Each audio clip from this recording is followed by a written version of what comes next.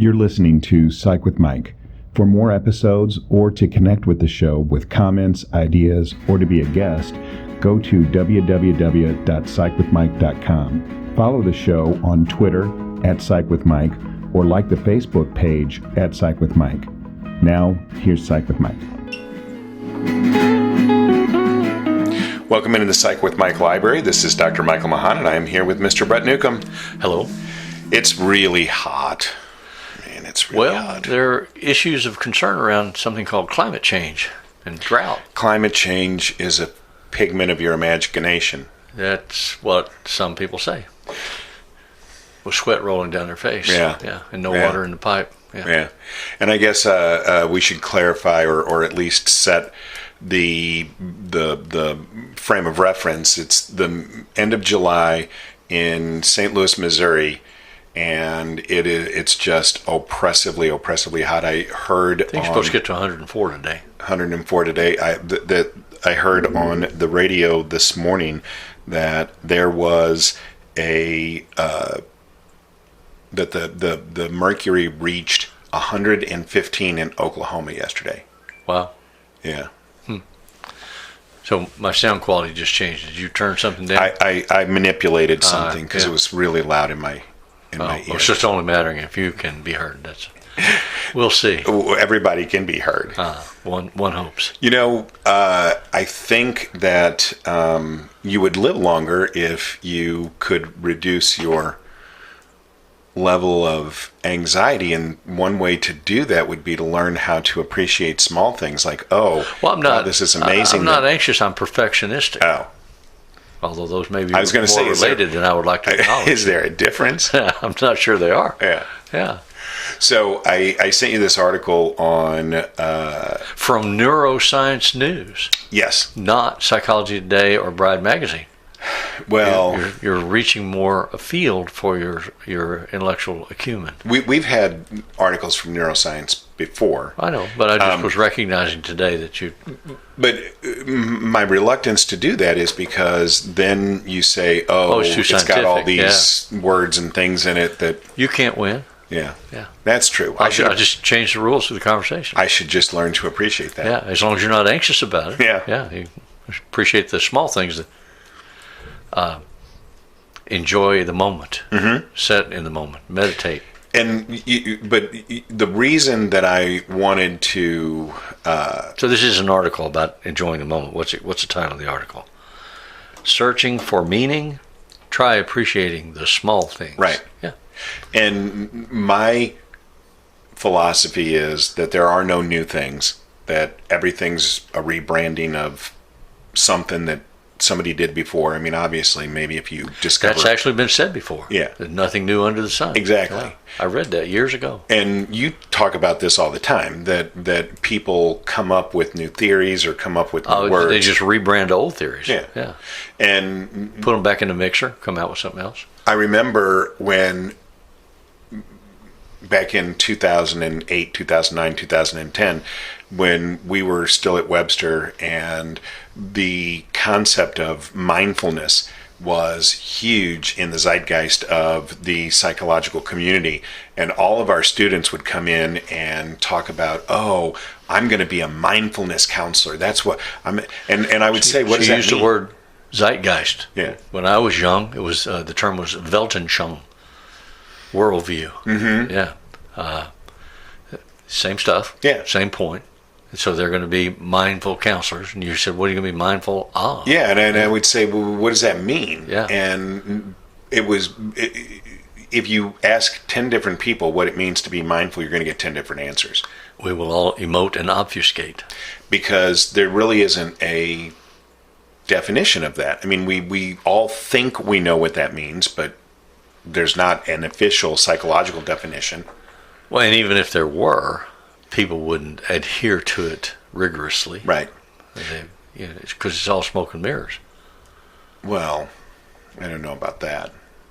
Actually, yes. You have said that so explain what you mean by that.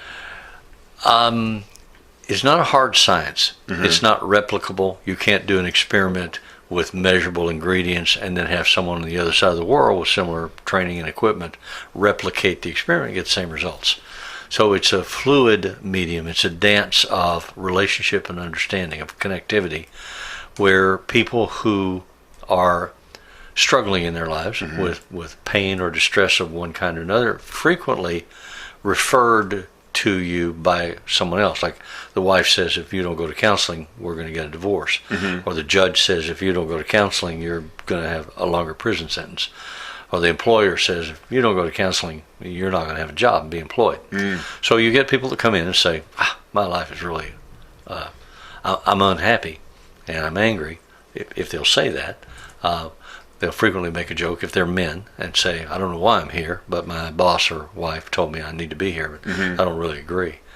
And then you start trying to have conversations with them, and you have to do all the posturing of who's in charge, whose is the biggest, who has the most authoritative interpretation of reality, and who's going to win the competition.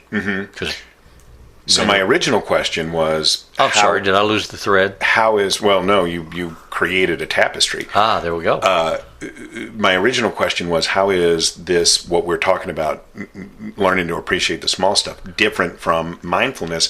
But now I'm interested in exploring this idea of then what really is therapy. So you're saying that that it's smoke and mirrors in that it's about the quality of the relationship.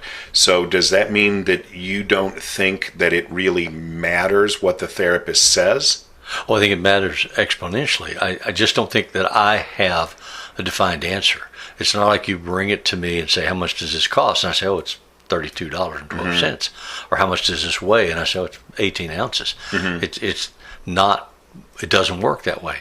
It is an interactive, experiential medium where we spend time together, and I try to facilitate a conversation that you have with yourself, with me being a reflector and a repository. So I listen to what you say, and I reflect it back to you. And if I do that accurately, it's like holding a mirror up. And what I try to surround the mirror with is a zone of safety, so that you're not feeling attacked or criticized or threatened by what you see in the mirror. You're able to express it, reflect on it, reflect back on it, and then we can discuss, if you wanted to see a different vision, what would that look like, and how could you implement it? And if you do that, then you can make different choices in your life that hopefully will alleviate or remediate the pain that's existing. So when I would talk to students, they would say, I'm going to be a mindfulness counselor. I'd say, what does that mean? And they would oftentimes say to me things that are in this article. I'm going to ask people to, slow down, to deep breathe, maybe meditate, pay attention to the trees, listen to the birds.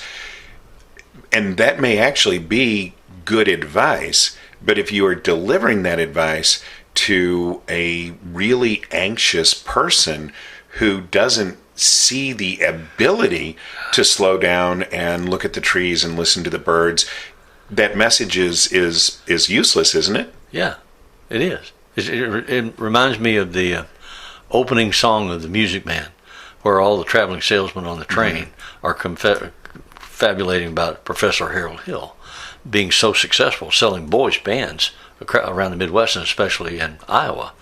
And their constant reiteration or complaint is he doesn't know the territory, meaning he doesn't follow the rules. He doesn't do it the way he's supposed to. He doesn't do it the way we do it. He manages, though, to make an incredible living and impact and influence lives doing what he does. He just doesn't do what they do or what they want him to do. And the outlier then is always criticized by the mainstream because he's not walking in the middle of the road that they want him to walk in and that they are convinced is the right road. So society puts pressure on you to stay in the middle of the road. And so then you inculcate that pressure with an impact on your self-image, your sense of what do I need to accomplish, what's a positive win for me, how can I avoid losing, how will I know when I've won, how will I know when I'm satisfied, happy. Are you happy? I don't know. I don't have this or that or the other. And so this approach, the Neurology News approach article, is saying that there is value and potentially progress in learning to slow down the mental script that's echoing in your head that's been imposed on you by your culture, your family, your religion, your boss, your corporate messaging, and just experience something. So you just hit on a point that I think is salient, but is really the heart of the issue, which is, to slow down the mental processing. To me, that's more what mindfulness, to the extent that meditation is an allegory for mindfulness, that's really what is the therapeutically effective part. I think so. But it's like my wife and I were commenting the other day in a conversation. We're both retired, and people will ask us, well, what do you do now that you're retired? And I give some smart-ass comment. I'll say, like, I don't do, I be. And they don't understand what that means. And so then they think I'm being a smart aleck, which of course I am. But what we are astonished by, my wife and I, is we pretty much do whatever we want to do. Although she will put me in the trick box on a regular basis, because she'll turn at me and say, what do you want to do today? And I don't have a roadmap for today.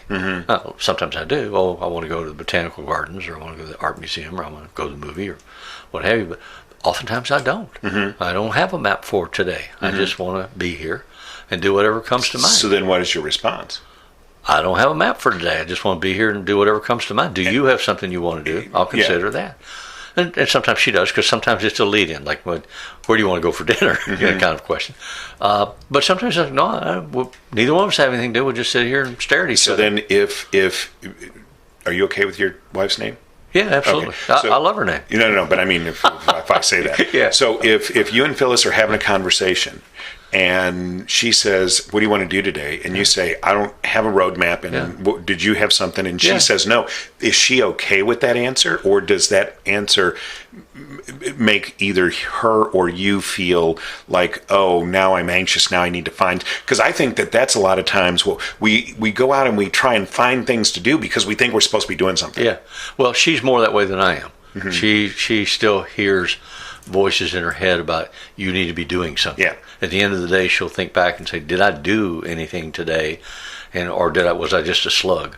And she gets herself worked up about that much more than I do. I'm not that self-aware or self-reflective that at the end of the day I add all the pluses and minuses to give it a point value. I think the old white Protestant message is, you must be productive, you must be doing something. Well, yes, that is the message, and it's a cultural imperative, or was for men of our generation. But what I've found is, now that I'm off the treadmill, now that I'm not a wage slave, or don't work for someone or for something, I don't have the same yardstick to measure progress. So this article is suggesting that there is benefit to just being, but being aware that you are being. But that's we've done shows on the difference between doing and being. Right. And we both agree that being is superior a way of if you can existing. Do it. It's really, if you can. It's hard. But it's a challenge. I think that white Anglo-Saxon Protestant messaging is what gets in the way of that, because people have that, as your word, inculcated into them. And how do you stop hearing that message so that you can just sit and be? For me, I think it's a reflection of my stubbornness and my oppositionality. I have always been oppositional. I don't like authority. I don't like rules that limit or constrain me in service of someone else's agenda. I'm willing to be self-disciplined. If I set an agenda for myself, I will limit or constrain myself to try to reach that goal. But if someone imposes one on me, you've got to increase your sales output by 32% this month or we'll fire you.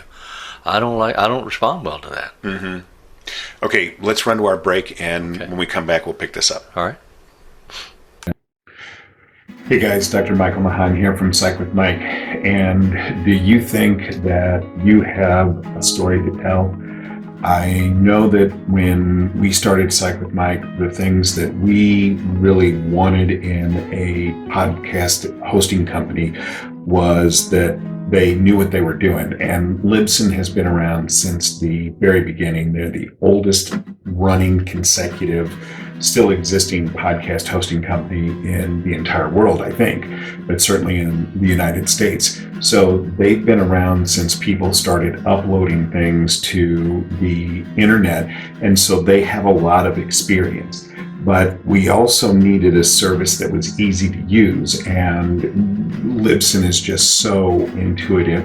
And even though they've got all of this experience, they just keep on upgrading. So they just recently went through a major renovation, a major upgrade to Libsyn 5, and made the service even more intuitive and user-friendly than it was before. And it was so user-friendly before that I was able to figure it out and get Psych with Mike up on the service. So we've been using Libsyn since the very beginning of Psych with Mike for over 2 years now. We love them. And as a friend of the show, if you go to Libsyn and start a podcast right now, you get your first month free. So you go to libsyn.com and use the code FRIEND, so friend of the show, friend.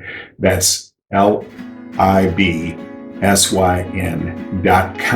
and use the code FRIEND and you get your first month free. And as always, if it's Friday, it's Sunday.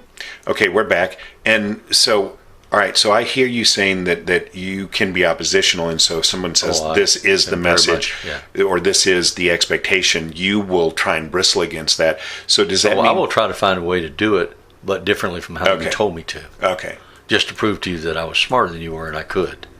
But then how do you, at the end, when you get to retirement, how do you exist? It's a mental adjustment. It's a significant one. Yeah. And it doesn't happen overnight. And as a counselor, I've worked with a lot of men who reach retirement age, or families where the men reach retirement age.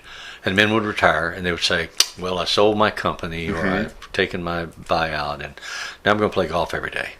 And so they play golf every day for 6 months, and then they'd come in saying, I'm going crazy. Right. I need to find something to do. I need to measure myself against another hill to climb. I remember one man telling me, I need the force of a wind to lean against, something that'll push me so I can overcome. So it's still part of his internalized script that he needs to be a go-getter and conquering mountains. Right. And so we had conversations about, well, what if you don't find that? What if there's not something to lean against?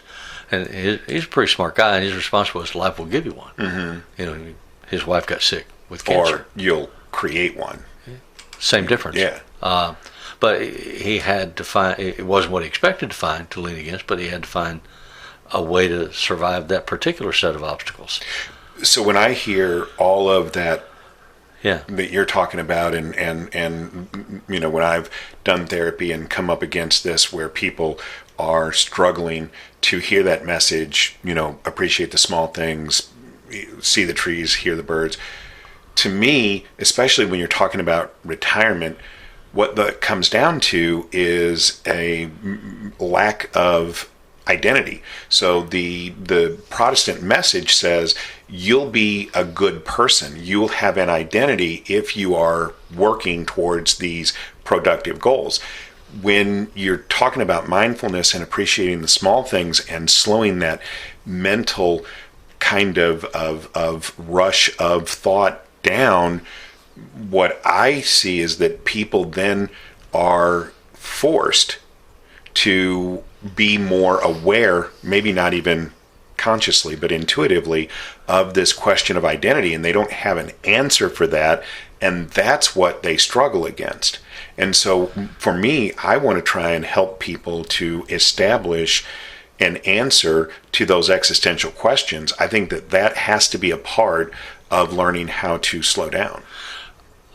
I think there's significant value in having the conversations, but I think you have to frame it in your own mind, not necessarily in the client's mind, in terms of trying to identify the cultural messaging that creates the worldview of your client, whether it's a religious one.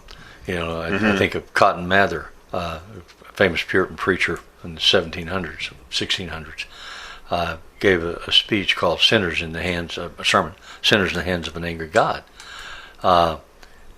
The theory was that it wasn't a matter of grace if you got to heaven. It was a matter of earning brownie points with God. And so if you behaved in a set of strictures that were defined by what would get you to heaven, meaning not sin in these ways, this is one, that's one, those are three, don't do those, then you can go to heaven when you die. And the whole philosophy of life was that this life was to be one of woe and conflict through which you navigated to get to a place where you could get off and be in a joyful state for eternity.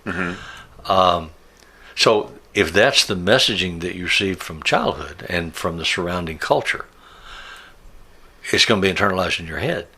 And if it's not working for you as a message, you find out that you're inherently sinful, and they say, "Oh, that's Satan talking to you."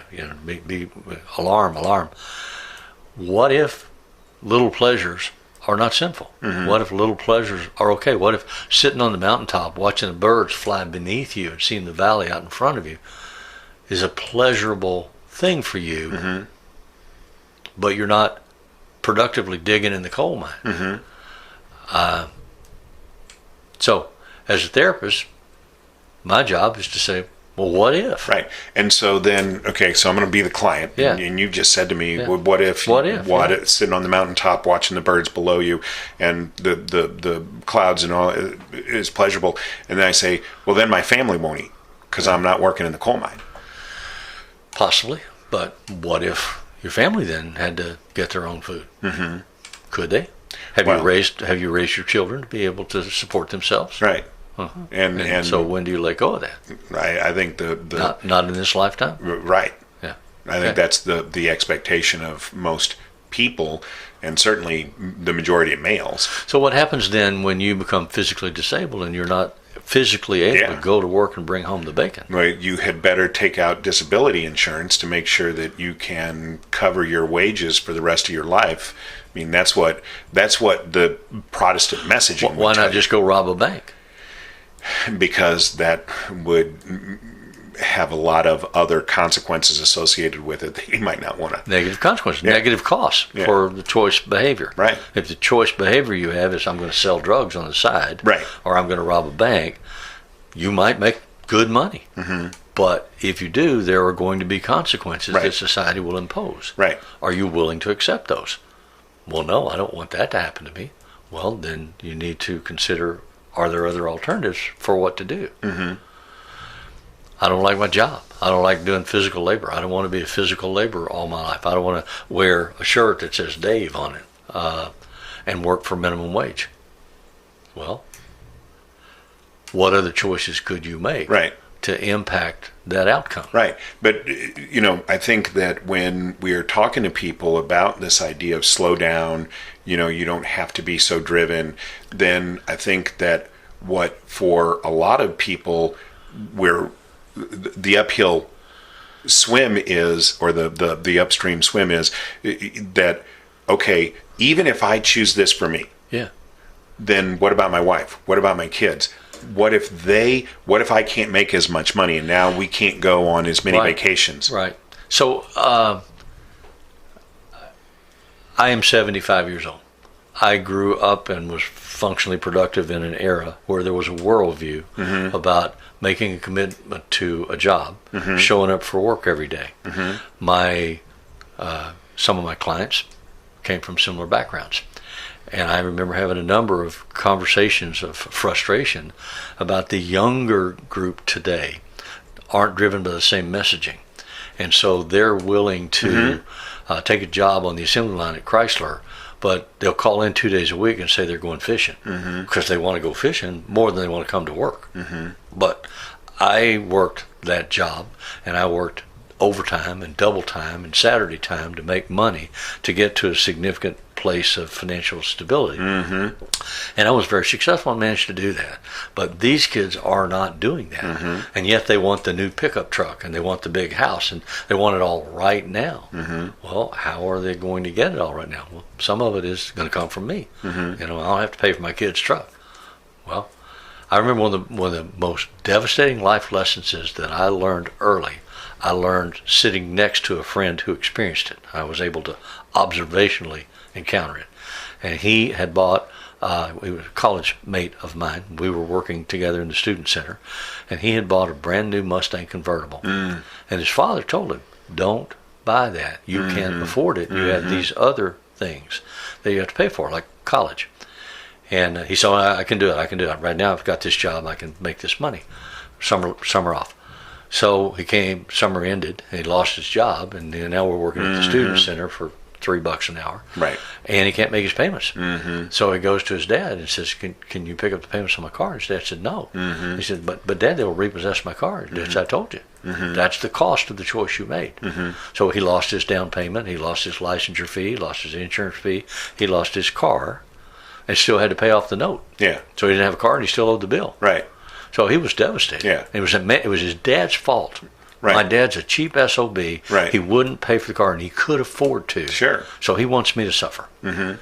But I know that guy now, 50 years later, and he still has that car. I mean, years later, he bought that car back. Mm-hmm. But he still has it, and he drives a 15-year-old car. It's his everyday car. He doesn't go spend money willy-nilly. He doesn't buy things that he can't pay cash for. Mm-hmm. He learned a lesson in college that hurt significantly, but changed his worldview. And this is obviously going down a different tangent than sorry. sweating the small stuff. No, but you make such a great point. That's such a hard thing to do in therapy, is to talk to parents about setting boundaries for their adolescent children and then consistently enforcing them.